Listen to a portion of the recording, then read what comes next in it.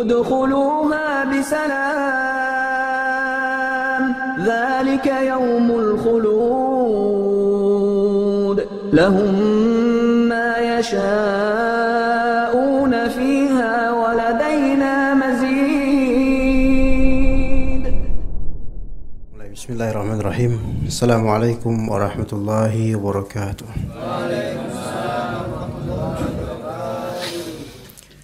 Innal hamdalillah nahmaduhu wa nasta'inuhu wa nastaghfiruh wa na'udzu billahi min shururi anfusina wa sayyiati a'malina.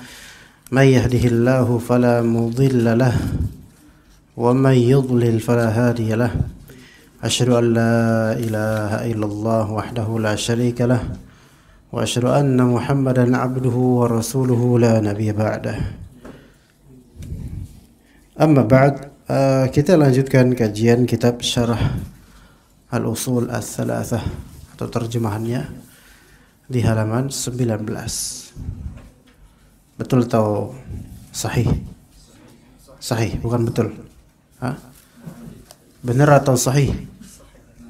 19 kan? Konsekuensi iman kepada Allah. Apa konsekuensi iman itu apa? Konsekuensi ilmu itu apa? Kalau sudah punya ilmu itu gimana habis itu? Ya. Diamalkan. Taib nomor 12. Ats-tsaniyatu al-'amalu bih. Yang kedua itu mengamalkannya. Mengamalkan ilmu dan iman. yakni mengamalkan konsekuensi dari mengetahui, dari ilmu, pengetahuan yang berupa iman kepada Allah dan menjalankan ketaatan padanya dengan melaksanakan perintah-perintahnya dan menjauhi segenap larangannya, baik berupa ibadah-ibadah khusus maupun ibadah-ibadah yang muta'addiyah. Jadi ibadah di sini terbagi menjadi dua, ya, ibadah khusus dan ibadah muta'addiyah, atau bisa dimaknai ibadah lazimah dengan ibadah muta'addiyah. Ya, paham baik-baik. Jadi ibadah ada dua, ya, ibadah ada dua, intransitif dan transitif. Benar gak? Ekstransitif itu bid'ah, ya. Anda baru mendengar. Jangan mengada-ngada, ya. Jadi ibadah sini ada yang intransitif dan transitif. Transitif itu berarti kayak membutuhkan objek. Kalau intransitif, ada teman in berarti tanpa membutuhkan objek. Gitu ya. Jadi ibadah itu ada yang khusus cuman buat pelakunya doang. Dan ada ibadah yang dia manfaatnya tuh buat selain pelakunya. Gimana? Bisa menerawang nggak? Maksudnya apa? Akan ada jawaban di sini. Ya kan? Ibadah-ibadah khusus itu seperti sholat, puasa, dan haji. Ya antum sholat, ya buat antum diri sendiri, kan? Ya enggak? Antum sholat biasa, ya orang yang nggak mendapatkan manfaat dari sholatnya antum, kecuali kalau memang antum sholat dalam rangka mencontohkan ke orang-orang, gitu. Nah, puasa, ya, dan puasa itu Allah yang akan mengganjarinya kepada pelakunya, khalas, selesai gitu. Apakah kalau misalnya antum berpuasa terus teman antum ikut berpahala dengan puasa antum? Enggak. Ya, enggak. Kemudian haji, begitu pula dengan haji. Nah, itu ibadah-ibadah yang namanya lazimah intransitif, tidak membutuhkan objek. Ada ibadah muta'addiyah, ya, yaitu transitif. Dia membutuhkan objek dan manfaatnya itu bukan buat pelakunya saja, melainkan objeknya juga dapat manfaat. Contoh, jihad di jalan Allah. Ya, jihad di jalan Allah ini sebelumnya amar ma'ruf nahi munkar. Ya. Misalnya antum pulang kampung ke Ciamis, kemudian ada teman dia belum sholat. Dia bilang, "Guys, sholat, guys." Gitu. Ya. Ya, ayo kita sholat. Apa bahasa Sundanya apa? Barudak. gitu. Hah? Lur. Emang kayak gitu. Al-muhim lah. Cep, ayo sholat ya. Ikutan. Nah, ini amar ma'ruf. Antum pakai sarung, pakai baju koko, pakai peci, ya, sholat asar ke masjid. Lihat temennya masih nongkrong dia. Jangan nongkrong terus, pegel. Ayo kita sholat. Ya.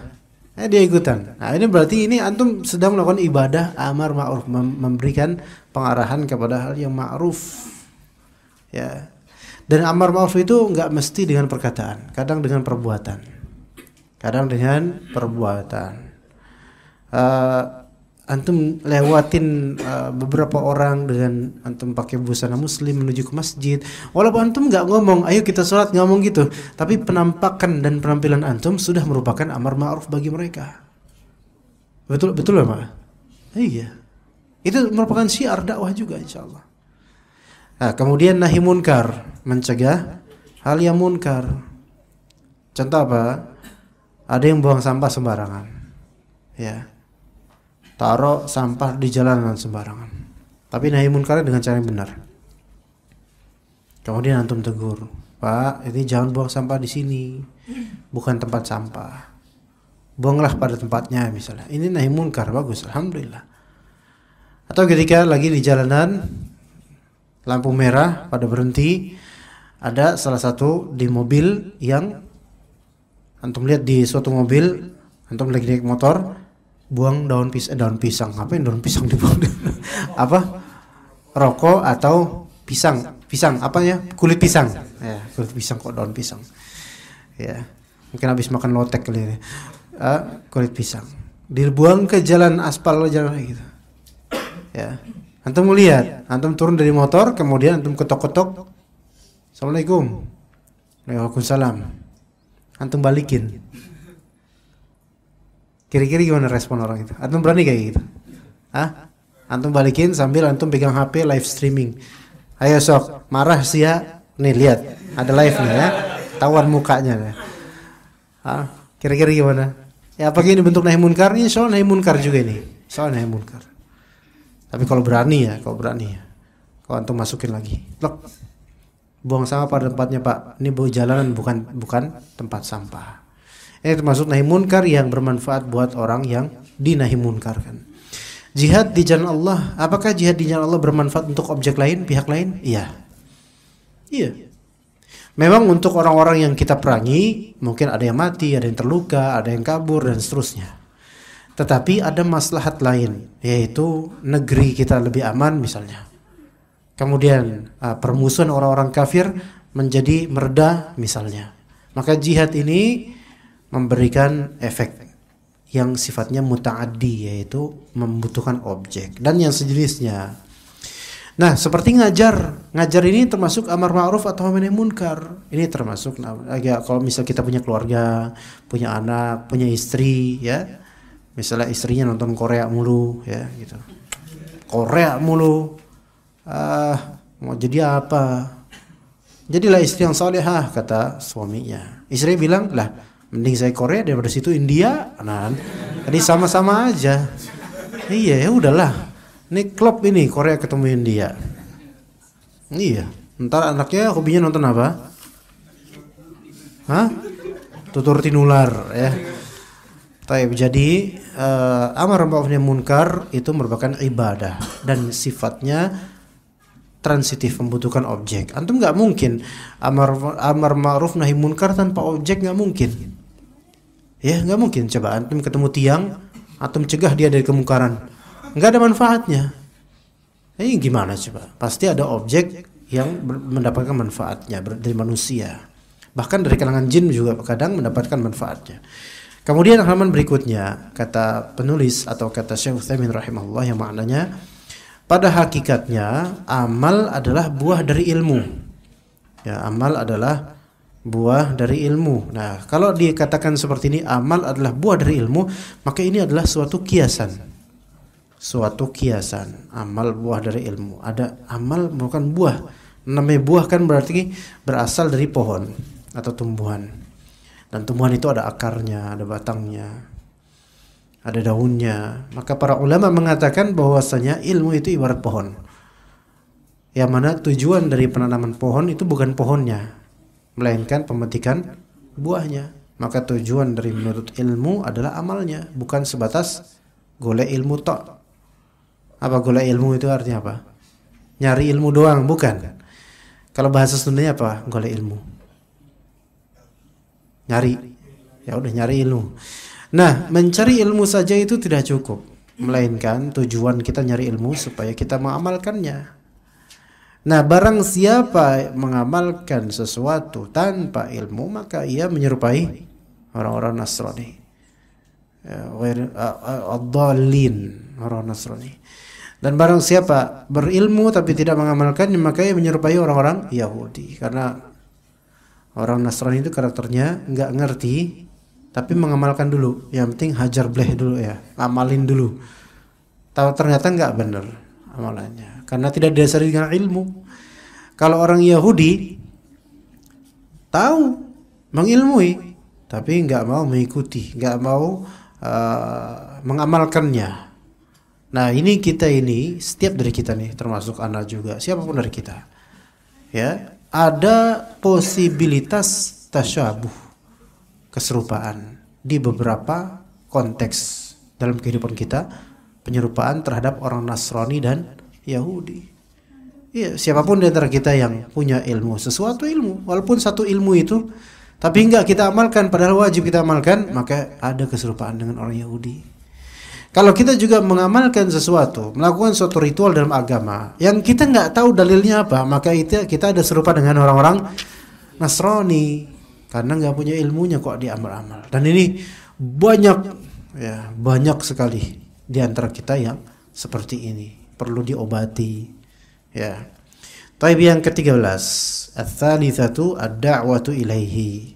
Setelah punya ilmunya baru kita berdakwah kepada Allah, yaitu maksudnya berdakwah di jalan Allah. Tapi itu setelah punya ilmunya, setelah paham apa yang dia dakwahkan. Jangan enggak paham apa-apa, yang penting dakwah. Enggak, bukan yang penting dakwah. Yang penting paham dulu, amalkan, nah berdakwahkan. Ya, sembari beramal, sembari berdakwah. Dakwah itu artinya apa sih? Dakwah itu kan menyeru. Dakwah itu artinya menyeru. Ya. Tapi menyerunya kepada siapa? Menyeru kepada Allah. Nanti akan ada ayatnya, ud'u ila sabil rabbika bil hikmah, dan seterusnya nanti insyaallah. Dakwah kepada Allah. Maksudnya dakwah kepada apa yang dibawa oleh Rasulullah yang berupa syariat Allah, sesuai dengan 3 atau 4 tingkatan sebagaimana disebutkan Allah dalam firman-Nya, disebutkan nanti nih yang kita bahas. Jadi yang diseru itu apa? Orang yang diseru itu masyarakat atau siapapun. Nah, tujuan seruannya itu menuju kemana? Menuju ke ajaran yang benar. Bukan tujuannya untuk self-proclaim atau untuk diri sendiri, untuk popularitasnya, untuk dunianya, untuk supaya terkenal, bukan. Itu berarti yad'u ila nafsihi. Itu berarti apa? Berdakwah menuju untuk dirinya, bukan untuk Allah, bukan untuk agama Allah. Ya, jadi harus sesuai apa yang dibawakan dari materi itu sesuai dengan sunnah Rasulullah SAW. Sebagaimana disebutkan oleh Allah dalam firman-Nya di surat An-Nahl 125. Kata Rabb kita Azza wa Jal, ud'u ila sabili rabbika bil hikmati wal mau'izatil hasanah wajadilhum billati hiya ahsan. Ud'u, serulah. Siapa yang disuruh? Manusia. Nah, permasalahan nih, kan yang disuruh seru ini kan Rasul Allah Ta'ala memerintahkan Nabi SAW agar menyeru manusia. Tapi Nabi berdakwah kepada jin enggak? Hah? Berdakwah kepada jin enggak? Iya, berdakwah.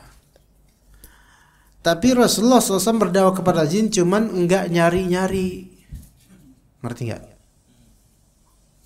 Jadi kalau ada jin nyurupin orang baru mungkin didakwahin, ya. Atau menampakkan diri didakwahin. Cuman enggak nyari-nyari. Paham maksudnya, ikhwan? Hah? Antum ke tempat angker, ke pantai selatan. Hadir. Udah kayak absen di sekolahan. Wujud kidam bako. Ya kan? Kan sebagian orang kayak gitu. Apa namanya? Mereka membaca sirullah, wujudullah, hadir. Ya, banyak kayak gitu sekarang. Banyak YouTuber live streaming di tempat-tempat angker, kuburan, rumah kosong, rumah sakit terbengkalai, pantai, hutan, kebon. Nyari setan susah banget, padahal di dirinya itu ada setan juga sebenarnya. Nggak usah jauh-jauh. Di WC pun ada setan. Tapi di YouTube itu rata-rata bohong. Rata-rata bohong, mereka pakai kostum, mereka memanipulasi ya. Enggak benar itu. Semakin banyak penampakan, semakin bohong itu sebenarnya. Enggak setan tuh enggak mau kayak gitu. Dia diperalat, dibuat penampakan, setannya nampak, kemudian dipukul pakai batako. Nah, itu prank. Itu enggak ada itu di alam setan. Setan memang terhinakan dengan itu, tapi itu manusia itu, cuman dengan manipulasi kamera, timingnya atau gimana, semua sekarang kan bisa diatur itu, ya, dari kostumnya, dari editingnya dan seterusnya. Jadi nggak seperti itu. Setahu Ana setan nggak kayak gitu karakternya ya. Mereka nggak, mereka bodoh tapi nggak sebodoh itu gitu loh. Ya. Nah, dan sebagian juga ada sekarang berdakwah itu kepada setan, kepada jin dengan alasan ini syiar. Dengan alasan ini syiar dakwah untuk tsaqulain, untuk jin dan manusia. Enggak. Anda katakan jemaah untuk antum, ini bukan syiar, ini konten. Ini konten, ya. Jadi kalau misalnya ada di antara kita yang masih mengatakan ada beberapa ustadz yang melakukan mediumisasi, kemudian mencari info di daerah sekitar, ini semua masuk ke dalam perdukunan. Islam tuh nggak ngajarin yang seperti ini, ya. Kemudian dengan alasan pengen mendakwahi Nyi Roh Kidul, Nyi Blorong dan penghuni-penghuni daerah situ, Nabi Muhammad SAW nggak pernah melakukan hal yang seperti ini. Padahal beliau itu dibebani dakwah dengan beban yang jauh melampaui kita, ya nggak? Para sahabat ada nggak di antara mereka jadi ahli dalam masalah ini seperti ini, mencari jin kemudian mendakwahi jin? Nggak ada. Manusia aja banyak yang nggak beres, ngapain kita jauhin jin yang kita nggak tahu beresnya kapan? Ini manusia beresnya kapan jemaah? Tahu nggak beres-beres kan? Jangankan manusia yang lain, kita aja nih nggak beres sekarang nih. Iya, masih banyak nggak beresnya. Lah ini jin nggak kelihatan, lagi nyurupin badan orang, kita dakwahin, kan repot. Mungkin jin itu bukan manut, tapi kan nggak tahu antum di balik itu apa. Bisa saja menipu ya. Orang aja yang kelihatan nih, anak ini kajian, orang yang mana? Iya, tidur, ya, turu, ya. Kalau manut pun belum tentu bener memang manut. Siapa tuh dalam hatinya apa? Mangkal ustadznya. Saya cuma pura-pura doang ustadz manut. Apalagi setan. Iya, setan tuh rata-rata udah memiliki best award, ya. Mereka itu punya penghargaan, actingnya luar biasa setan itu. Karena nggak kelihatan. Jadi dakwah ini manusia aja dulu didakwahin. Setannya itu ya kalau ketemu baru dakwahin. Ketemu kuntilanak, astagfirullahaladzim, ittaqillah ya kunti, ittaqillah. Jangan seperti ini. Ini bukan alam kamu. Irji, kembalilah. Fafirrillah, kembalilah kepada Allah Subhanahu wa taala. Baru ya. Ya, bisa kayak gitu insyaallah ya. Hah? Keburu lari. Nah, antum takut berarti antum. Ketemu pocong, ya. Ya Pak, kaget ya. Pocongnya juga kaget ngeliat. Oh, ada yang lebih setan dari gua nih kata dia. Ya kaget dia pocongnya. Cuman Allahu a'lam, mana belum pernah nanya. Antum bilang ke setan-setan itu. Pakai bahasa Indonesia kan dia ikut dengan kearifan lokal. Iya. Budaya lokal, dia ngerti kalau bahasa kita, tapi dia nggak bisa menjawab. Nah, pocong, udah baliklah, nggak ada layan fa, hal seperti ini nggak fa. Kata Nabi SAW, min husni islamil mar'i tarkuhu ma la ya'nih. Gila itu ke pocong, tegakkan hujah atas pocong itu. Di antara kebaikan keislaman seorang meninggalkan sesuatu yang tidak bermanfaat. Apa manfaatnya kalian untuk menampakkan diri kepada saya? Begitu juga ketika misal rumah antum, misal antum pindah kontrakan atau pindah kosan atau pindah rumah, ya kemudian disinyalir kata orang-orang itu tempat orang bunuh diri lah, bekas dukun lah, apalah, yang orang-orang pada nggak mau tinggal di situ karena angker katanya. Sok tinggal di situ. Ya, ada suara apa ngapain itu kresek. Antum dakwahi. Ya, ittaqillah, la yanfa, ini enggak bermanfaat buat kalian. Bilang gitu. Iya. Kemudian iseng lampu dicetak. Ya, yang tadi kita matiin diidein lagi, hidupin lagi. Antum tahdzir. Innal muwadzirina kanu ikhwana syayatin. Mubadzir itu saudara syaitan. Jadi jawab sama dia, lah saya setan kata dia. Maksudnya di sini adalah tidak masalah kalau antum memang mau mendakwahi mereka, tapi lebih afdal kan ruqyah aja kelas. Bacaan Al-Qur'an itu menjadi dakwah buat mereka. Ya, tapi jangan fokuskan untuk dakwah saja. Misalnya ada orang kesurupan nih. Kita ngeruqyah dia.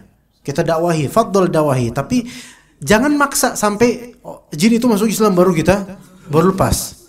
Masuk Islam enggak? Oh enggak, saya lepas nih. Enggak mau, dipaksa terus sampai enggak tahu sampai kapan. Jangan maksa, kita enggak la ikraha fid din. Manusia aja yang konkret aja. Ini kita tidak boleh memaksanya untuk masuk Islam, ya apalagi jin. Ya udah kamu mau masuk Islam atau saya usir kamu.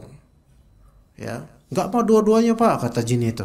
Ana mau tinggal di tubuh ini, ana naksir sama ini gitu, Masya Allah. Dia rajin ngaji, dia rajin sholat, dia ada yang kayak gitu ya kawan. Ada murid ana rajin ngaji, maksudnya ngaji Al-Quran atau ngaji pengajian dan seterusnya. Ada jin yang naksir sama dia karena kesolehannya, ada seperti itu, ada. Tapi belum tentu benar omongannya, ya. Maka anak ajak ke Islam, ternyata mau masuk Islam dia, terus pergi. Alhamdulillah pergi dan nggak ganggu lagi. Tapi jangan fokuskan dakwah kepada jin. Nah, ini kalau misalnya kita mengikuti track-track seperti ini ya, beberapa model ustadz, ada yang fokus dakwah terhadap jin saja. Khata. Karena justru manusia itu lebih layak untuk kita dakwahi. Iya, begitu. Ada orang kesurupan, lebih layak kita dakwahi manusianya supaya bertakwa agar dia dibentengi oleh Allah Ta'ala supaya tidak kesurupan lagi. Ya. Serulah manusia ila sabili rabbika, kepada jalan Rabbmu. Jadi objek yang disuruhkan itu manusia yang paling utama. Kemudian materinya juga materi agama yang sesuai dengan Al-Quran dan Sunnah, ila rabbika, ila sabili rabbika. Iya. Bukan materinya pengagungan dirinya, saya ini keturunan Nabi Fulan, saya keturunan wali Fulan, dan seterusnya. Enggak. Atau mengajak kepada ormas, organisasi tertentu dan enggak. Kita itu mengajak ila sabil rabbika, perintah Allah seperti itu. Ya. Karena justru kadang-kadang mengajak atau menyeru kepada individu kita pribadi itu malah justru mencegah umat dari jalan Allah Ta'ala. Jadinya apa? Taklid buta. Jadinya ikut-ikutan saja, enggak menilai dari dalil. Nah, caranya gimana? Bil hikmah. Dengan hikmah bijaksana. Wal mau'izat, hikmah bijaksana ini bisa dengan meninjau bagaimana karakter orang yang didakwahi, antropologi masyarakatnya, konteksnya bagaimana, kecerdasan tingkatnya seperti apa, itu juga diperhatikan gitu. Anda enggak mungkin misal Anda ngajar ini. Bismillahirrahmanirrahim. Insyaallah sanatakallam 'anid da'wati ila Allah 'azza wa jalla. فهذا المبحث مبحث مهم جدا فلا بد أن تعلموا أن هذا المبحث من المباحث التي سنتعلم في هذا الموضوع، سنتعلم في هذه القضية أو في هذا الوقت، لأن هذا الوقت أي وقت المعاصر كثير من الاختلافات. فهمتم لا؟ kan? Sebagian ada yang paham kan? Itu kan menerawang kan? Menerawang yang keinget jinnya atau Arabiknya? Ya kan? Jadi likulli maqamin maqal. Di setiap konteks ada ucapan yang lebih relevan terhadapnya. Kalau sama orang yang nggak bisa bahasa Arab, ya pakai bahasa yang sesuai dengan kemampuan dia. Kata Ali bin Abi Thalib, hadithun nasa, kata Nabi SAW, hadithun nasa bima ya'rifun. Ajaklah bercakap pada orang sesuai dengan apa yang mereka tahu. Ini perusahaan apa ya? Nah lupa. Perusahaan apa Pak? Terus baja ya. Coba kita ngobrol nih antara antum sama ana ngobrol. Antum ngobrol tentang masalah baja dan pernak-perniknya. Ngomong ke anak kayak gitu, anak nggak tahu apa tentang baja. Ada tahu cuma baja hitam doang sama RX Bio doang. Anak cuma tahu itu doang. Nggak tahu baja apa gitu. Bingung anak, bingung. Kemudian anak juga bicara kepada antum dengan perbincangan materi yang mendalam dalam usul fikih, nggak bakal nyambung. Maka bukan suatu hikmah ketika kita tidak memperhatikan konteks orang yang kita ajak bicara dalam berdakwah. Termasuk juga tentang pada orang tua, kepada anak muda, beda. Nggak bisa kepada orang tua kan, misalnya hadirin jemaah, antum pulang kampung, pengen dakwah kepada tetangga-tetangga, ngomong sama kau bahasa Sundanya mbah itu apa? Aki ya. Aki kumaha damang? Damang. Ya siap. Atau misalnya Ki gimana? Ngapain aja di kampung dengan bahasa seperti itu? Atau dengan bahasa prokem, bahasa Jakarta? Nggak bisa. Atau sebaliknya, kepada anak-anak muda Jakarta, antum pakai bahasa Kromo Inggil. Nggak apa, antum orang keraton apa mana? Nggak bisa. Likulli maqamin maqal. Di sini ada hikmah, kebijaksanaan. Kemudian itu terapan pertama. Kemudian wal mau'izatil hasanah. Terapan kedua. Dan mau'izah al-hasanah, pelajaran yang baik. Mau'izah ini bisa berupa nasihat yang mengingatkan akan surga atau neraka, dan mau'izah bisa juga berupa menjabarkan hukum Allah. Jadi mau'izah itu ada dua.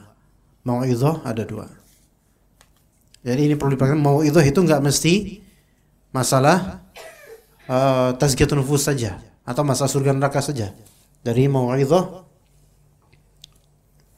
nggak usah ditulis lah, antum ditulis pakai benak aja. Mau'izah itu ada yang pertama, yaitu targhib dan tarhib. Targhib dan tarhib itu apa Indonesianya? Motivasi, dorongan, targhib. Dan tarhib yaitu ancaman, menakut-nakuti. Yaitu tentang surga dan neraka, tentang amalan ganjarannya ini, amalan ancamannya ini. Ini mau'izah. Kemudian mau'izah yang kedua adalah menjabarkan hukum Allah. Menjabarkan hukum Allah. Misalnya antum bertanya kepada ana, Ustaz, apa hukumnya mengambil kelapa di pohon yang ada di yang ada di mana ya kawan? Di pohon yang ada di kebun orang ya. Di pohon yang, tapi pohon yang di kebun orang, kelapanya ada di lahan kita. Nah, paham nggak maksudnya? Gimana coba? Hah? Ya kan? Jadi agak miring gitu. Iya, kena badai gitu. Nah, ini batasan kita nih. Ini bukan kita ledangnya. Akarnya di dia. Ini di kita. Gimana Ustaz? Gimana coba? Menurut anda gimana?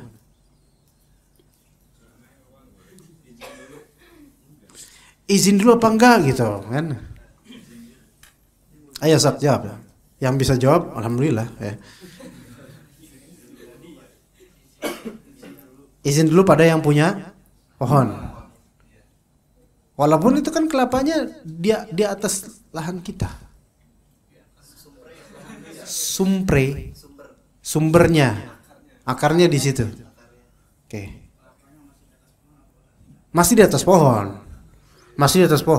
Kalau jatuh ya alhamdulillah lah. Kalau jatuh ya jangan lupain Anda ya.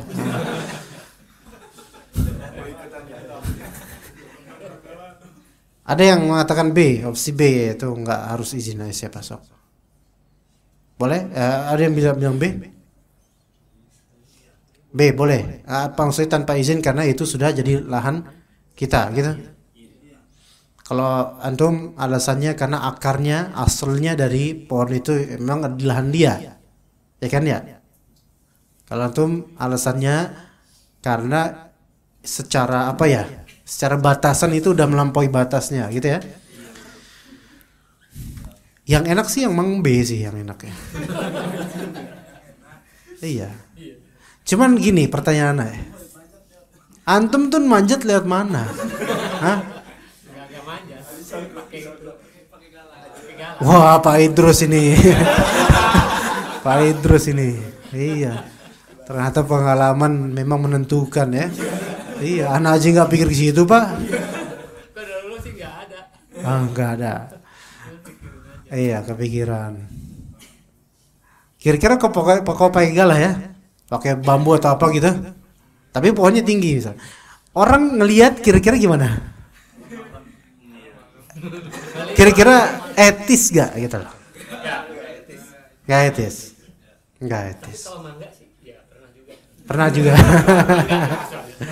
Iya. Oke. Jawabannya nggak boleh, teman. Nggak boleh. Tetap wajib untuk izin. Kecuali kalau sebelumnya sudah ada agreement, persetujuan. Apa yang melewati batas maka itu adalah milik pemilik lahan, gitu ya. Milik lawannya gitu ya, gitu. Nggak tahu bahasa gimana, mafhum lah.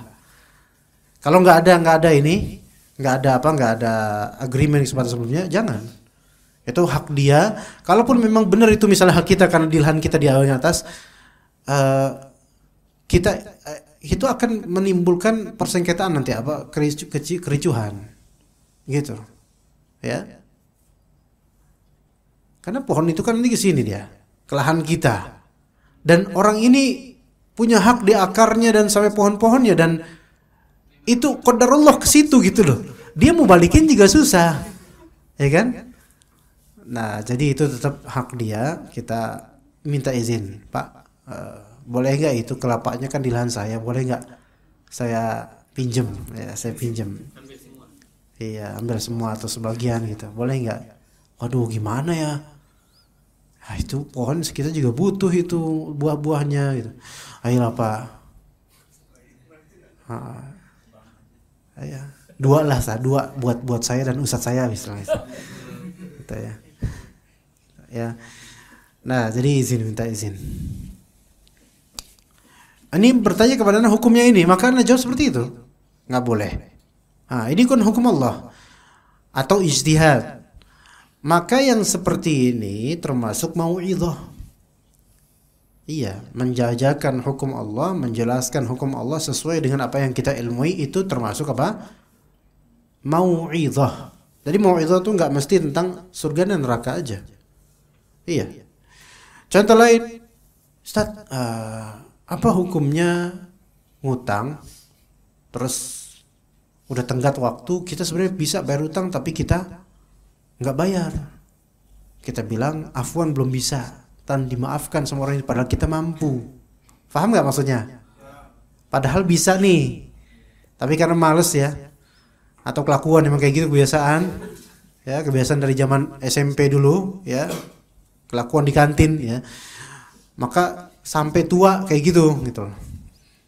Gimana setia? Maka Ustaz bilang, kata Nabi SAW, matodul ghaniyyi zulmun, ngaretnya orang yang mampu dalam bayar hutang itu zalim.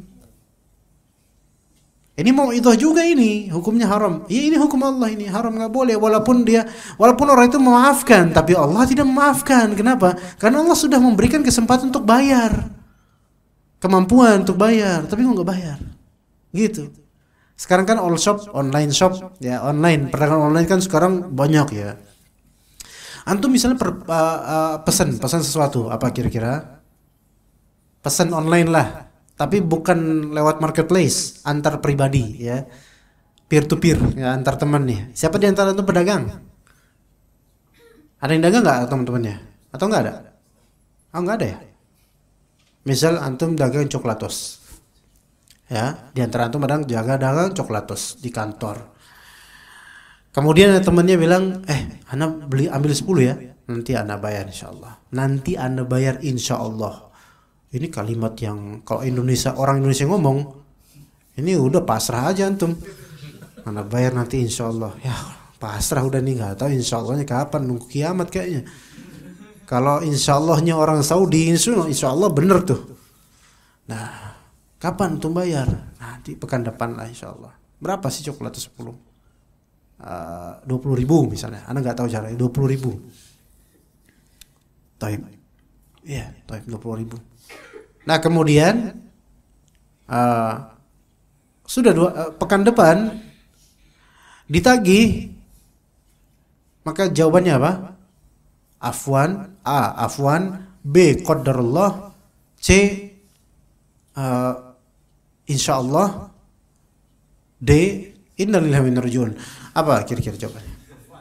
Afwan. Mana 20.000 atuh? Aduh, afwan. Afwan. Ayolah. Ada duitnya antum? Nggak ada, padahal ada. Ya udah, saya maafkan. Taib. Dimaafin nih. Dosa nggak dia? Berapa dosa yang dia gabungkan? 2. Pertama, dosa ngaret padahal mampu. 2, dosa bohong. Ada duit nggak? Nggak ada. Nah ini perlu dinasihati. Ini termasuk kalau kita nasihati orang supaya bayar hutang tepat waktu, itu mau'idhah hasanah. Dan Indonesia ini, kita ini banyak kasus di masalah ini. Ya, baik hutang online atau enggak gitu. Saya punya beberapa customer. Ya, bukan berapa sih, cuma 1 atau 2. Ngaji pekanan. Kalau ini kan per 2 pekan, jadi bukan di sini, bukan di suatu tempat. Ngaji tiap pekan. Tiap pekan ketemu sama anak. Mau ketemu enggak langsung ketemu berpapasan enggak, tapi di antar jemaah gitu loh. Ya, dia pesan barang sama anak. 2 kali pesan barang sama anak. Sampai detik ini belum pernah bayar. Anak gak nagih. Anak tungguin aja sampai dia sadar. Dan kayak dia sadar. Sehingga kalau ketemu anak itu seperti mukanya tuh kayak mau ditaruh di kakinya gitu loh. Kayak malu gimana. Padahal cuman 40 ribuan atau 80 ribuan. Gak banyak. Gak besar. Kalau dia minta uzur, minta gratis pun insya Allah kasih. Tapi Anda tunggu aja deh. Sampai ini udah berapa bulan enggak bayar. Bahkan ketika dia chatting, waduh Fonsat yang kemarin Anda belum bayar, sekarang mau pesan lagi ya fadhol. Sampai detik ini belum bayar. Tapi Anda tunggu. Antum jangan kasih tahu ke orangnya, biarin aja dia. Nah, antum juga nggak tahu ya. Nah kemudian Anda nunggu aja kesadaran.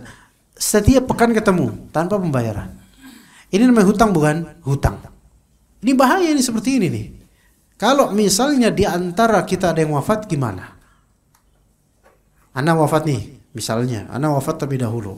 Dia masih punya hutang. Lalu dibayar ke siapa? Ke ahli waris ana. Ya kan ya? Taib. Itu kalau ana yang wafat. Kalau dia wafat? Ayo, kalau dia wafat gimana? Anda berhak nagih nggak ke keluarganya? Berhak nagih. Kalau nggak Anda tagih, Anda bilang Anda tagih di akhirat aja. Bahaya itu. Ya enggak? Iya. Dan belum tentu juga Anda tahu kalau dia wafat. Keluarganya juga nggak tahu kalau misalnya dia punya hutang sama Anda. Berarti hutang itu mengendap terus. Dia punya amalan soleh besar, di akhirat nanti kemudian apa? Ditahan. Tidak masuk surga dulu sebelum tertunaikan hutangnya. Ini berkaitan, makanya hukum halal dan haram itu juga ada kaitannya ke surga atau neraka. Jadi ini termasuk mau'izah hasanah. Ini termasuk bagian dari dakwah. Jadi menjabarkan atau mengajarkan kajian-kajian fikih itu termasuk mau'izah hasanah juga, ya. Wajadilhum billati hiya ahsan, dan bantahlah mereka dengan cara yang baik. Nah, ini berarti jidal, perdebatan ilmiah atau bantahan ilmiah itu termasuk bagian dari dakwah. Cuma ini sesi terakhir. Kalau misalnya hikmah dan mau'izah hasanah enggak mempan, ya udah pakai jidal. pakai perdebatan atau bantahan. Ya. Tingkatan keempat itu tadi tingkatan ketiga. Tingkatan keempat adalah sebagaimana firman Allah, "Wala tujadilu ahlal kitabi illa billati hiya ahsan illa alladzina zalamu minhum."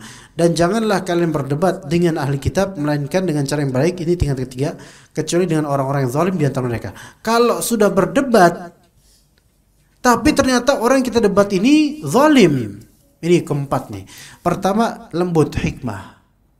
Kedua, berikan kalimat-kalimat yang mau'izah hasanah. Ketiga, nggak bisa. Yang kedua, hal haram nggak bisa, surga neraka diingetin nggak bisa. Ya udah, kita debat dia. Debat ternyata dia seorang yang khosim, seorang yang kalau berdebat itu suka berkhianat, kalimatnya suka memanipulasi. Maka ini berarti orang ini zalim. Kita bisa laporkan dia ke pengadilan atau semisalnya. Ini diantara jalur dakwah, bisa ya seperti ini. Taib, firman dakwah tersebut harus berbekal pengetahuan terhadap syariat Allah. Sehingga dakwah tersebut berdasarkan ilmu dan basirah, pengetahuan yang jelas dan dalam. Nah, ini penting. Kita jangan sembarang berdakwah tanpa pengetahuan, tanpa bekal, bahaya. Ya. Teman-teman kalau memang mau dakwah di kampung nanti, dakwahlah dengan sesuai kadar ilmu yang dipunya. Jangan melebihi dari apa kapasitas kita. Karena itu akan membuat berat beban dakwah kita dan juga akan merusak masyarakat. Ya. Firman Allah Ta'ala, "Qul hadhihi sabili ad'u ila Allah ala basiratin ana wa man ittaba'ani. Wa subhanallahi wa ma ana minal musyrikin." Katakanlah, inilah hadhihi sabili, inilah jalan agamaku. Ad'u ila Allah ala basiratin ana wa man ittaba'ani. Aku dan orang-orang yang mengikuti mengajak kalian kepada Allah dengan hujjah yang nyata. Wa subhanallahi wa ma ana minal musyrikin. Maha suci Allah dan aku tidak termasuk orang-orang yang musyrik. Apa itu basirah? Basirah dalam dakwah itu apa? Yaitu mengetahui hukum-hukum syariat. 1. Cara berdakwah. 2. Kondisi orang yang didakwahi. 3. Jadi basirah dalam berdakwah itu adalah basirah dalam dakwah ya. Pertama apa? Ilmu. Ya. Ilmunya punya dulu, yaitu ilmu materi yang disampaikan gitu. Kedua, cara menyampaikan ilmunya, cara berdakwahnya. Ketiga, konteks. Ini harus paham dalam dakwah ini, 3 ini. 1, ilmunya. Orang kalau nggak punya ilmu tuh nggak bisa ngomong dia. Kalaupun ngomong pasti sok tahu. Ya enggak, Pak? Ya enggak? Kata sebagian orang, faqidu syai'i la yu'ti. Artinya orang yang tidak punya tidak bisa memberi. Ya enggak? Orang nggak punya nggak bisa memberi. Maka harus pertama punya ilmu dulu. Itu basirah dalam dakwah. Punya ilmu dulu. Ya, kalau belum punya ilmu, jangan dulu. Ya. Apakah semua orang punya ilmu kemudian dia bisa berdakwah? Belum juga. Dia harus tahu caranya dakwah. Mekanisme dalam cara berbicara, cara menghadapi orang, dia juga pelajari itu. Atau disebut sebagai fiqhud da'wah juga. Yang ketiga, pelajari dan pahami konteks orang yang didakwahi. Ya, pahami konteks orang yang didakwahi. 3 hal ini ya teman-teman sekalian. Barang siapa yang memulai ini dulu, ini nggak punya, dia akan meracuni dan merusak orang-orang. Walaupun dia paham konteksnya. Meracuni dengan ilmu yang menyimpang. Karena dia nggak paham. Barang siapa yang cuma caranya doang, caranya bagus, retorikanya bagus, ilmunya nggak ada. Dan itu banyak dai-dai sekarang. Caranya bagus, ilmunya nggak ada. Ya, caranya itu disukai oleh jemaah. Bahkan ada beberapa dai yang semoga Allah Ta'ala maafkan mereka. Kalau kita kan dakwah kan ada dalil gitu kan ya, dalil Quran Sunnah. Ini dai ini dalilnya kata Bang Roma, siapa Bang Roma? Kata Bang Roma, siapa Bang Roma? Pedangdut. Kata sepuh dangdut. Ya Allah, dan itu di masjid dan dinyanyikan dengan lantunan cengkok-cengkoknya sekalian itu. Dalilnya itu. Kita ini dalam Islam tidak layak berdagang. Berdagang lagi bukan. Begadang. Begadang. Karena itu akan memberikan mudarat pada diri kita. Sebagaimana dikatakan oleh Haji Roma. Disebutkan begadang jangan dan seterusnya. Emang caranya disukai sih sama orang-orang. Orang jadi ketawa, jadi ingat. Iya. Tapi ini ilmu bukan? Sama sekali bukan ini. Ngawur ini. Iya. Ya. Begitu cuma ini orang enggak ada basirah. Maka siapa yang dakwah tanpa basirah, maka merusaknya itu lebih banyak daripada membetulkannya. Iya. Gitu ya, ikhwan. Antum kok diem aja, ikhwan? Hah? Udah sore dah. Udah sore dari tadi udah sore, Pak. Kalau ada pertanyaan disuruhkan, fadhal. Ada pertanyaan enggak? Enggak ada pertanyaan, kita mengheningkan cipta 10 menit.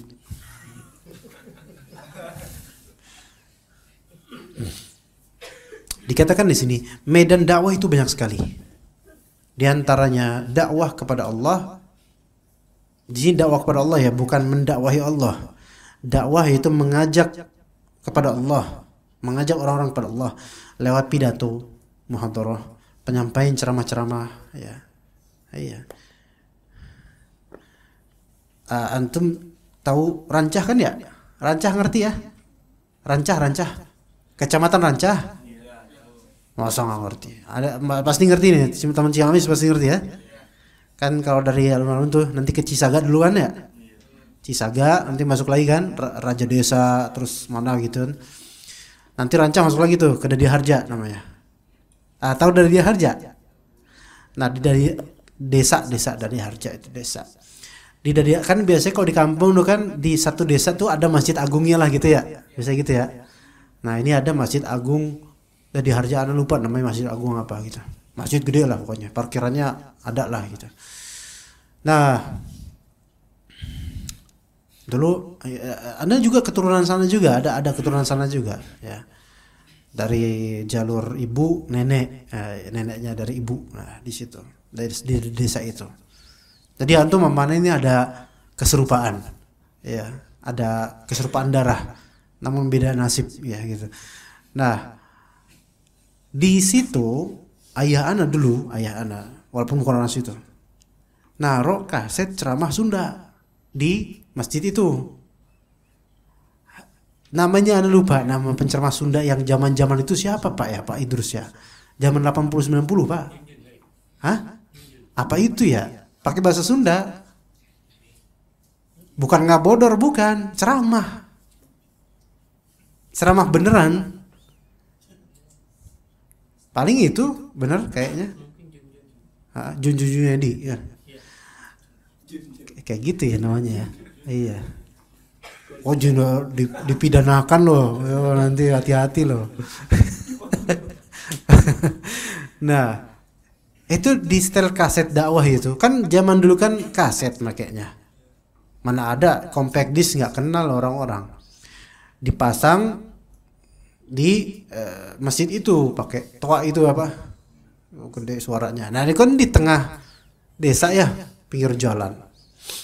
Kedengeran tuh sama yang di sawah, sama yang di sekitar rumah. Tentang keutamaan sholat. Basic banget lah pokoknya. Basic tapi bahasa Sunda. Kan orang kampung kan biasanya kalau sama bahasa yang mereka tahu kena gitu ya. Kalau di setel pakai gamelan Jawa mah apalagi wayang nggak kena itu. Tapi pakai apa? Bahasa Sunda. Pada dengerin itu. Yang lagi macul pun dengerin. Yang lagi di rumah dengerin. Apalagi itu zaman-zaman dulu masih banyak orang di kampung. Pemuda-pemudanya masih banyak kerja di kampung. Apa yang terjadi setelah itu? Besok-besoknya berbondong-bondong pada ke masjid. Gara-gara dengar, ya sekarang udah mulai berkurang karena nggak kayak dulu. Berbondong-bondong gara-gara dengar sekali ceramah itu di masjid, dan itu ceramah rekaman kaset, bukan orang langsung ceramah. Lihat, ya, pidato penyampaian ceramah itu kadang-kadang bisa berefek, ya. Tapi tergantung juga dengan izin Allah dan juga kemudian dengan keikhlasan penceramahnya, ya. Dakwah dengan menulis makalah-makalah bisa, apalagi sekarang zaman internet, ya. Dakwah dengan membuat halakoh-halakoh kajian ilmu seperti ini dakwah juga. Dakwah dengan karya tulis dan penyebaran agama lewat karangan tulis, ya. Dakwah kepada Allah dalam majelis-majelis khusus. Nah, jika seseorang duduk dalam suatu majelis dalam berdakwah misalnya, maka ia merupakan peluang untuk berdakwah kepada Allah, namun hendaknya dengan cara yang tidak membosankan dan memberatkan. Ya, Anda juga nggak mau bikin antum bosan, nggak mau bikin antum keberatan dengan kajian ini. Contohnya setiap pertemuan harus setor hafalan hadis tiga hadis dalam satu pertemuan. Kira-kira gimana? Setuju nggak? Di antara antum ada yang senyum, ada yang rata mukanya. Iya, rata maksudnya datar gitu. Mau senyum bohong, mau kesel nggak enak, diem aja lah gitu kan. Gimana kira-kira? Gimana Pak Idrus? Bubar kan? Bubar. 3 hadis dalam satu pertemuan. 2 pekan lagi harus setor semua. Yang tidak lancar setorannya keluar, ya nggak ada yang ngapalin, pulang semua, ya kan? Anda nggak memberatkan, jadi kita yang ringan-ringan aja dulu ya ringan aja dulu. Hal itu misalnya sang dai melemparkan permasalahan ilmiah kepada yang hadir di majelis untuk kemudian dijadikan bahan diskusi, bisa. Dan semua tahu bahwa diskusi serta tanya jawab memiliki peranan penting dalam memahami dan memahamkan apa yang diturunkan Allah pada Rasulnya. Tadi kayak kita diskusi soal pohon kelapa tadi. Iya, itu kan membuat ilmu lebih tertancap. Ini beliau berijtihad, ya, beliau berijtihad. Apa tadi kata antum, boleh apa enggak tadi? Izin dulu ya. Antum bilang enggak izin dulu, ya. Ya. Itu kan jawaban-jawaban itu kan hasil dari pikiran gitu loh.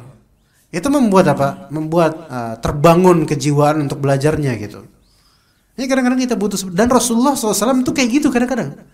Kayak dalam Sahih Bukhari, di majelis seperti ini Rasulullah SAW mengatakan, ada pohon bagus sekali dia, tidaklah mengeluarkan sesuatu kecuali pasti sesuatu itu baik pohon tersebut. Apapun yang ada di pohon itu pasti baik. Itu seperti seorang muslim pohon itu. Seperti seorang mukmin. Yang seorang mukmin itu mengambil yang baik dan mengeluarkan yang baik. Sebagai pohon tersebut mengambil yang baik dan mengeluarkan yang baik. Pohon apakah itu? Para sahabat ada Umar bin Khattab dan para sahabat besar lainnya. Dan ada satu sahabat kecil, anaknya Umar, yaitu Abdullah bin Umar, Ibnu Umar. Nah, itu Ibnu Umar di antara para ulama di kalangan sahabat. Di benak Ibnu Umar terbetik pohon kurma ini. Tapi Ibnu Umar mau jawab, saya Rasulullah, pohon kurma, mau jawab gitu, sungkan nggak? Sungkan, nggak enak kalau antum yang hadir deh, ustadz semua, ya, semuanya berjenggot lebat, ya, antum nggak ada jenggotnya, adanya akar gigi sini, ya kan? Ya, antum mau jawab pertanyaan ustadz, ya pasti sungkan, tapi di benak antum ada. Nah di sini intuisi teruji di sini. Mungkin yang para sahabat kibar itu bukan berarti mereka jahil, mungkin karena banyak pikiran jadi nggak kepikiran ke kurma. Tapi ini Rasulullah mengajak diskusi tanya jawab. Walaupun kemudian nggak ada sahabat yang berani bertanya, mungkin karena sungkan sama Rasulullah, karena Rasulullah itu adalah pohon kurma nakhlah. Maka kata Ibnu Umar kepada bapaknya kemudian, Bapak, tadi sebenarnya pas Rasulullah SAW kasih kuis, itu saya tuh pengen jawab kurma sebenarnya. Oh, kenapa kamu nggak ngomong?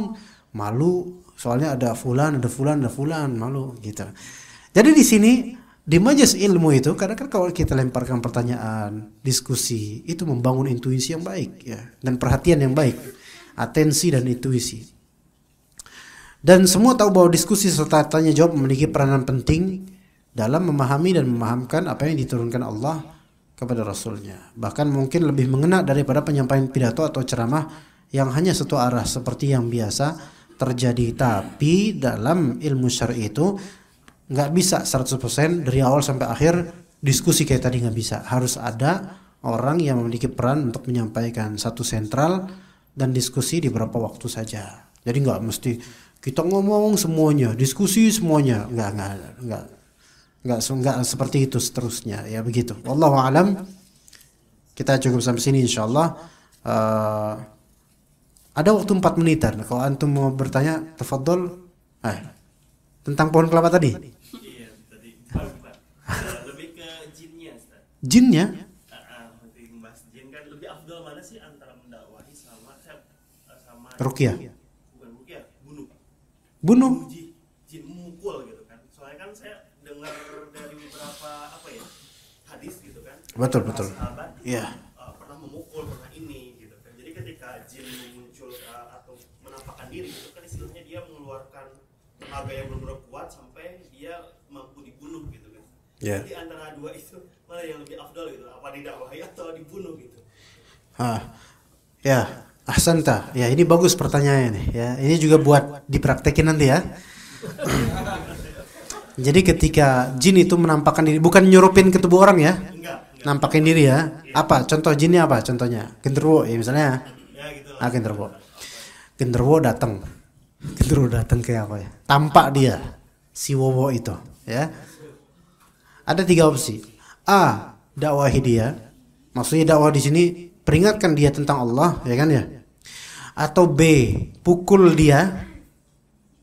Atau C, antum rasuki dia. Ini jin yang kerasukan sama antum. Enggak, yang C enggak mungkin. A dan B. Dilihat di sini. Kalau jin ini adalah jin yang sifatnya tamarrud, marid, yaitu yang membangkang, antum kenal jin ini membangkang, bandel, kufur betul-betul gitu loh. Dan apalagi kalau dia merupakan simbol kekufuran daerah tersebut, maka di dalam athar membunuhnya atau memukulnya lebih afdal. Lebih afdal. Karena jin ini menjadi taghut atau sesembahan orang-orang atau kepercayaan orang-orang, maka memukulnya atau membunuhnya lebih afdal. Membunuh jin bisa nggak? Kalau masuk ke alam kita bisa. Dan itu hak. Ya, kalau antum lihat jenglot-jenglot itu, mereka itu mungkin di alamnya nggak tahu berupa apa, tapi ketika masuk ke dalam alam kita jadi seperti itu. Apakah bisa disentuh? Bisa. Aslinya jin itu, jenglot. Tahu kan jenglot? Iya. Tapi kalau misalnya antum mau memberi kesempatan pada untuk bertaubat, ingatkan dia, boleh. Ya. Kalau anak pribadi, gini loh, orang memukul jin itu tergantung keimanan dia. Enggak semua orang berani mukul jin. Adapun yang ada di YouTube deketin, kemudian ngedeketin ke muka kuntinya, itu bohong. Gini loh, para sahabat atau beberapa dari salaf kita, emang ada riwayatnya ketemu jin, itu dihantam jinnya sampai jinnya terbirit-birit. Itu zaman mereka. Kok sekarang beda? Kita ngeliat, astagfirullahaladzim, gemeter. Padahal jinnya itu nampakin dia juga gemeter. Dia takut nggak ya?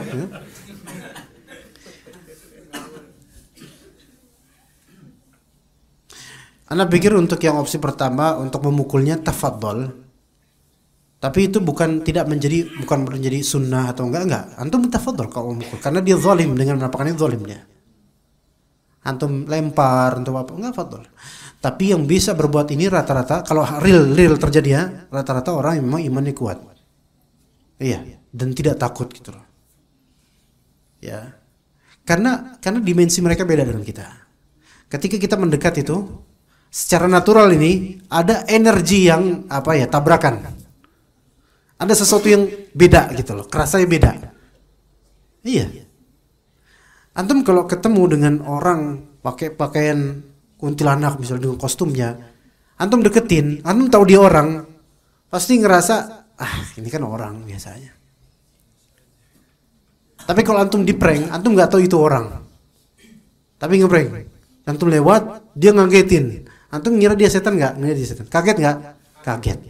Padahal dia orang. Itu yang sama-sama orang aja udah ada tabrakan energi itu. Apalagi ini jin, ya, ini orang. Tambah ada energi karena alam mereka alamnya berbeda. Mesti di situ ada sesuatu yang beda di situ. Nah, biasanya keimananlah yang berbicara atau rasa takut atau tidak, keimanan yang berbicara ketika itu. Khalid bin Walid radhiyallahu anhu diutus oleh Nabi SAW untuk menghancurkan berhala Uzza. Ya, maka didakwahi oleh Khalid, datang Khalid ke daerah itu mau hancurin berhala Uzza itu. Maka kemudian para pendukung atau pengikut berhala ini, penyembah berhala ini, mereka sampai membuat syair ketika itu untuk mencari bantuan kepada Uzza ini untuk menghadapi Khalid bin Walid. Tapi mereka nggak bisa. Khalid bin Walid, ikhwan, kencang dia, beliau radhiyallahu anhu. Maka kemudian ternyata keluarlah dari berhala tersebut sesosok berupa perempuan dalam Syiar Alam Nubala karya Imam Az-Zahabi. Kalau di kita ini namanya kalong wewe. Perempuan muka jelek dengan payudara yang menjulur gitu keluar. Itu Uzzanya kayak gitu hakikatnya. Uzzanya keluar tuh. Uzza dari kalangan jin itu. Keluar langsung dibantai sama Khalid bin Walid. Dibunuh mati langsung, dan setelah itu sudah tidak ada lagi penyembahan terhadap berhala tersebut. Gak ada lagi, khalas. Itu zaman Khalid bin Walid. Kalau zaman si Cecep mah beda, si Cepot ya. Beda. Tapi kalau antum bisa, masya Allah. Hanya saja itu bukan merupakan sesuatu yang disunahkan atau enggak, antum terserah mau gimana. Mana yang lebih afdol? Lebih afdol antum baca Al-Quran atau zikir. Kalau emang enggak berani untuk memukul dia, baca Al-Quran. Nangkap jin bisa enggak? Kalau dia konkret datang ke alam kita, tangkap bisa. Karena Nabi SAW juga pernah mau nangkap jin itu dan mau mengikatnya di tiang Madinah supaya dimain-mainin sama bocil-bocil. Itu menunjukkan bisa ditangkap, bisa ini. Ini bukan karena karomah atau enggak, karena kalau udah masuk ke alam kita, ya udah jadi konkret kayak kita, kerasa gitu. Tapi nggak ada jin yang mau kayak gitu. Mereka kita deketin, ngilang. Mereka nggak mau, nanti ketangkep lagi, nggak mau. Mereka itu lebih deg-degan dibandingkan antum lewat tikungan ada portal polisi. Tikungan polisi pada numpuk di situ, deg-degan nggak? Itu rasa cinta antum kepada para polisi itu. Lebih deg-degan jin itu, benar, lebih takut daripada itu, beneran. Iya, mungkin kita coba sampai sini aja insyaallah. Wassallallahu ala nabiyina Muhammad wa ala alihi wa sahbihi ajma'in. Subhanakallahumma bihamdika asyhadu an la ilaha illa anta astaghfiruka wa atubu ilaik. Wassalamu alaikum warahmatullahi wabarakatuh.